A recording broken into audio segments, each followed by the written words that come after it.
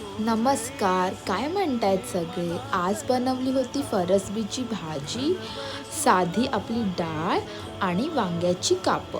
हे एवढं सगळं बनून सुद्धा मला ना कांद्याची भाजी आणि भातच खायचा होता.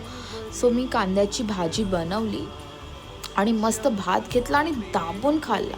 काय भारी लागते यार कांद्याची भाजी आणि भात. खरंच तुम्ही सगळ्यांनी घरी ट्राय करा आणि मला नक्की कमेंट करून सांगा.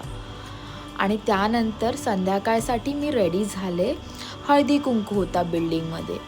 बिल्डिंगमध्येच बँक्वे आहे, सो आम्ही तिथेच हळदी कुंकूचा कार्यक्रम ठेवला होता. छान असा कार्यक्रम झाला हळदी कुंकूचा. पाणीपुरी एन्जॉय केली, शेवपुरी एन्जॉय केली. असं मस्त मस्त खाल्लं, छान छान फोटोज काढले, व्हिडिओज काढले. खूप मज्जा केली आज.